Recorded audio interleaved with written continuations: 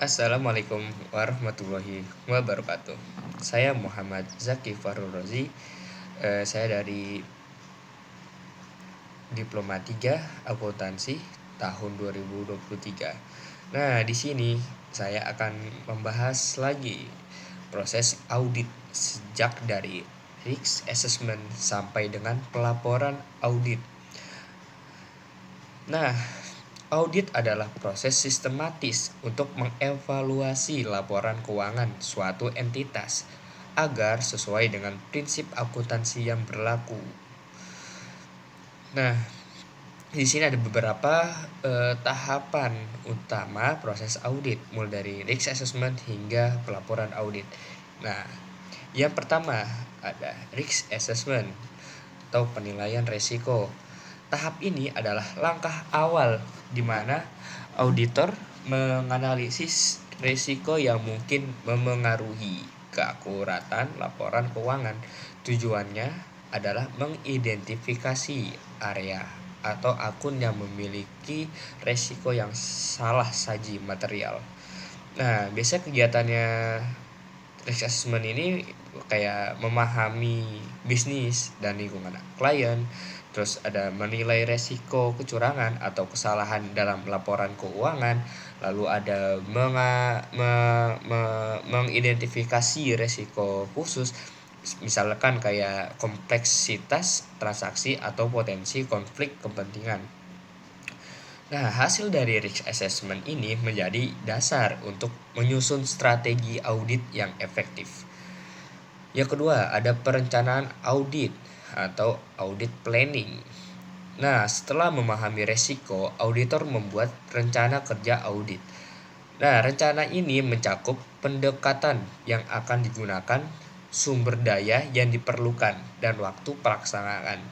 Nah, kegiatan utamanya itu pertama, menentukan prosedur audit yang akan dilakukan seperti pengujian substantif atau pengujian pengendalian, terus mengalokasikan tugas kepada anggota tim audit. Nah, terus menyusun jadwal audit agar seluruh kegiatan dapat berjalan tepat waktu. Nah, yang ketiga itu namanya pelaksanaan audit, atau kalau misalnya bahasa Inggris itu apa ya, field work. Nah, pada tahap ini auditor mulai mengumpulkan bukti-bukti audit secara langsung di lapangan. Bukti yang dikumpulkan harus cukup dan relevan untuk mendukung opini auditor. Nah, kegiatan utamanya yang pertama itu memeriksa dokumen pendukung seperti faktur, laporan bank, atau kontrak. Yang kedua, melakukan wawancara dengan manajemen atau karyawan untuk memahami lebih lanjut tentang transaksi tertentu. Nah, ada lagi melakukan pengujian substantif untuk memverifikasi saldo akun. Nah, terus ada lagi menguji pengendalian internal untuk menilai keandalan sistem yang digunakan. Nah, yang keempat ada evaluasi temuan audit atau audit evaluation. Nah, setelah bukti audit dikumpulkan, auditor mengevaluasi temuan tersebut untuk menentukan apakah ada salah saji atau enggak dalam material. Nah, kegiatan utamanya pertama itu membandingkan laporan keuangan dengan bukti audit. Yang kedua, menentukan apakah kesalahan yang ditemukan signifikan atau enggaknya. Lalu yang terakhir ada diskusi dengan manajemen untuk mengklarifikasi temuan dan memungkinkan mereka melakukan koreksi jika diperlukan. Yang kelima itu pelaporan audit atau audit reporting. Tahap terakhir adalah menyusun laporan audit.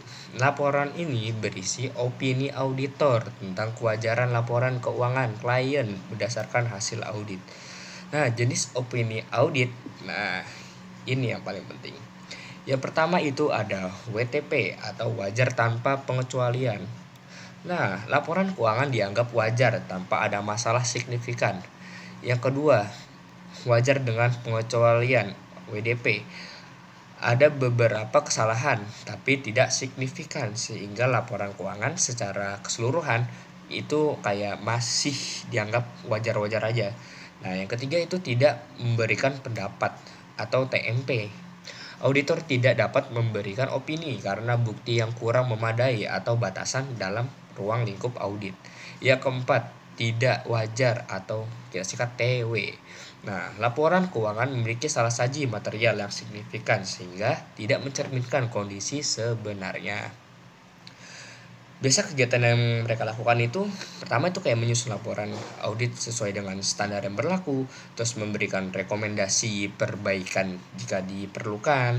Nah, ya, terus ada menyerahkan laporan kepada pihak terkait seperti manajemen, investor, dan regulator.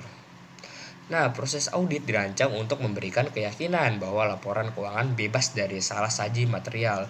Tahapan-tahapannya mulai dari penilaian resiko hingga pelaporan, memastikan bahwa audit dilakukan secara sistematis, objektif, dan profesional. Nah, proses ini membantu meningkatkan transparansi dan kepercayaan pengguna laporan keuangan seperti investor, kreditor, dan pemerintah. Terima kasih.